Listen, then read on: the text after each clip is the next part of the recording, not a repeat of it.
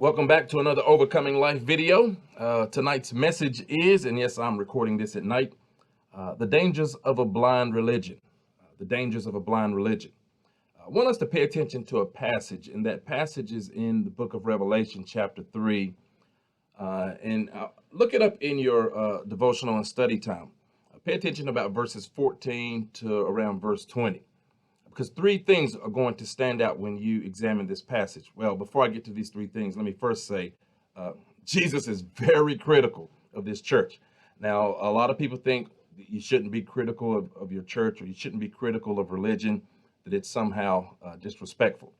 Now, I believe you can be critical in a way that's completely disrespectful, and it doesn't really respect the value and the importance of religion. But if you know anything about religious figures, you can be critical of something that you love. And Jesus is critical of this church because he loves the church. So three things will stand out in this passage. The first thing you will notice is Jesus points out that this church is very rich. They're wealthy, okay? And they think they got it going on. They think very highly of themselves.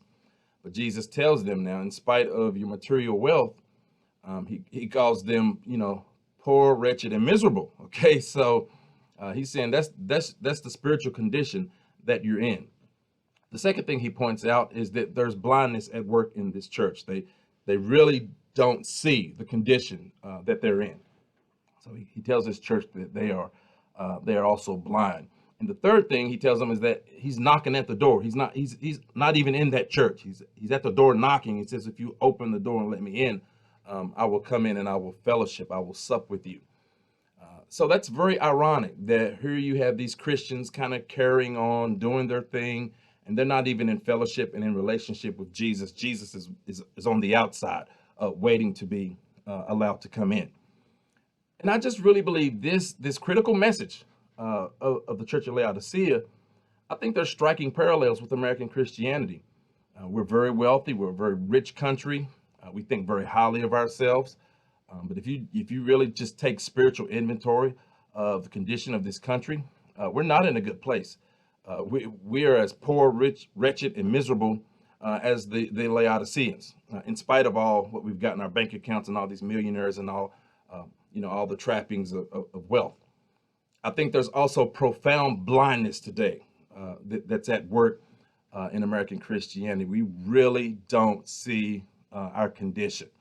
And that's something that's really disturbed me. That I'm just really surprised more people don't see at the macro level the condition of American Christianity. American Christianity is in trouble. And then the third thing, where I think there's some parallels between, having church without Jesus. I think we have a lot of that today as well. If you pay attention to the teachings of Jesus and then look at how we sort of go about the work of church and ministry and giving witness of the gospel in the world, that's a profound and a serious disconnect between what Jesus said and some of the things that we're saying.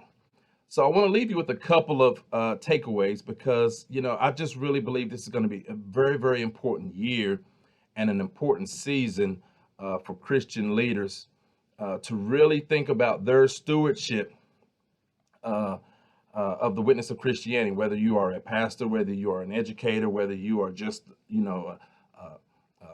a lay leader, or whether you've just checked out and you don't want to have anything to do with it. I think we all have a vested interest in doing something different for the future. So I want to leave you first with a question, because Jesus said, when the blind leads the blind, both end up in the ditch. So my question is, how do you know your church isn't leading you astray? Well, I think a couple things you can do that help guard against getting yourself trapped in and surrounded by a bunch of people who see the exact same way that you see. And if they're blind and you're blind, no one's going anywhere. So I think one thing that's going to help is when you are engaged and connected with the big C church and not just your small C church. So Christianity is bigger than your local church. So you've got to guard against. Sometimes pastors, you can have your people so narrowly focused on your individual congregation that they don't understand there is a bigger dimension to Christianity that they need to make sure they are engaging with, because it keeps them from being trapped in that blindness. Because if there's something you're not seeing, then you're passing that on to your people. A second thing that's going to help is you need to make sure that there's some diversity when you're talking about engaging the church with a capital C. Again, you need diversity culturally, diversity theologically, because again, when you are engaging with Christians who think and look differently, it helps to broaden your perspective and also open your eyes to some things you may have missed. As a male, there are just some things I do not see and understand because of my gender location. So always being intentional about listening to the voices of women helps me to open my eyes to things otherwise I may have missed. And then the third thing is just being Eucharistic. 1 Corinthians 11 means Christians, we ought to always be able and willing to admit error and places of wrong thinking. So 1 Corinthians 11:28 talks about the importance of examining ourselves. That's just not something we do in a congregation when we're taking the Lord's Supper. That's really a mindset, so that when we are engaging with other Christians, the Big C church, and we see that we've missed some things, instead of getting all defensive and getting in pride, we just admit it, confess it, and we move on.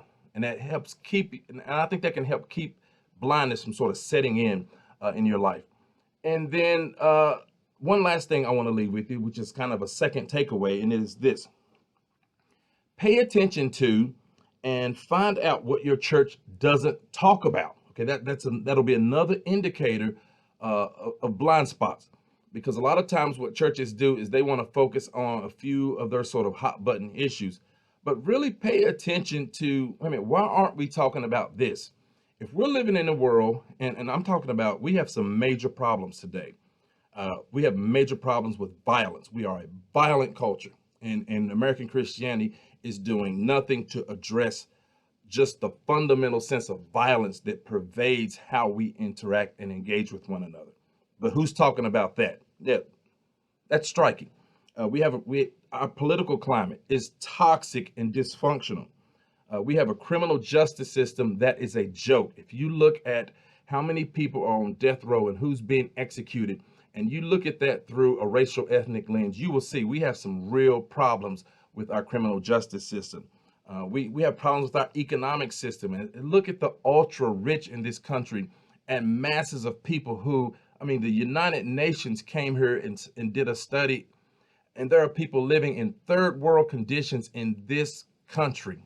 Okay, and the reason is because we have an economic system that privileges the ultra rich, the top 1% and the top 10%, and will leave the masses of the other 90% left to fend for themselves. And here's American Christianity just endorsing this unjust system. Color and gender, prejudice and bias, major problems in this country. And again, what are churches doing? Pay attention to the things your churches aren't talking about, because when they get up and they have the pulpit and they have these major platforms, and instead of talking about violence, instead of talking about injustice and all the forms of discrimination that's a part of prejudice and bias, then wait a minute, what are we doing? You see, so when we're not talking about these things, it actually reveals that we're blind. We don't see these things. And I think God is really trying to open up our eyes, and he's trying to open up leaders' eyes, because our hearts cannot be open and we cannot do anything to address the things that we do not see. So as I conclude, my prayer for 2020 and beyond is that God will open our eyes, and that this form of religion that we have that's mainstream in this country today, I hope we go and take Jesus up on his invitation and open the door and let him in, so that we can fellowship with him and make some changes in how we do church, because there are some dangers of having a blind religion. Thank you.